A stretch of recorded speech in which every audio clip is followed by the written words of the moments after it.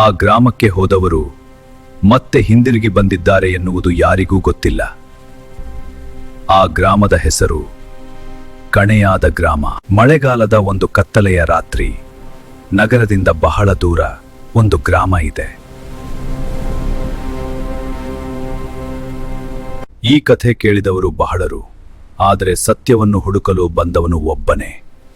ಅವನ ಹೆಸರು ಅರ್ಜುನ್. ಅರ್ಜುನ್ ಗ್ರಾಮಕ್ಕೆ ಕಾಲಿಟ್ಟಾಗ ಅಲ್ಲಿ ಯಾರೂ ಇರಲಿಲ್ಲ, ನಿಶ್ಶಬ್ದ ಮಾತ್ರ ಇತ್ತು.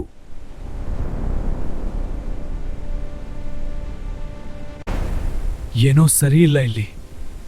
ನನ್ನ ಯಾರೋ ನೋಡುತ್ತಿರುವಂತೆ ಅನಿಸುತ್ತಿದೆ.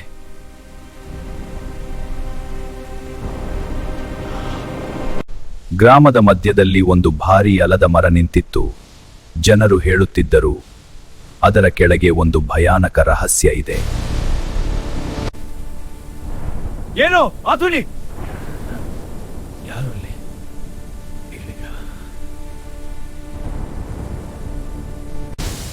ಮಂಜಿನೊಳಗಿಂದ ಒಂದು ನೆರಳು ಹೊರಬಂತು.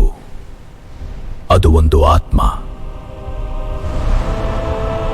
ಅರ್ಜುನ್ ಓಡಲು ಆರಂಭಿಸಿದ, ಆದರೆ ಆ ಗ್ರಾಮದಲ್ಲಿ ತಪ್ಪಿಸಿಕೊಳ್ಳಲು ದಾರಿ ಇರಲಿಲ್ಲ.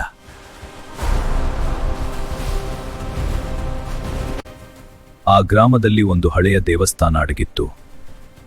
ಅದರೊಳಗೆ ಆ ಗ್ರಾಮದ ರಹಸ್ಯ ಇತ್ತು. ಬೆಳಿಗ್ಗೆ ಗ್ರಾಮ ಮತ್ತೆ ಶಾಂತವಾಗಿತ್ತು, ಆದರೆ ಅರ್ಜುನ್ ಕಾಣಿಸಲಿಲ್ಲ. ಕಣೆಯಾದ ಗ್ರಾಮಕ್ಕೆ ಬಂದವರು ಆ ಗ್ರಾಮದ ಭಾಗವಾಗಿ ಬಿಡುತ್ತಾರೆ.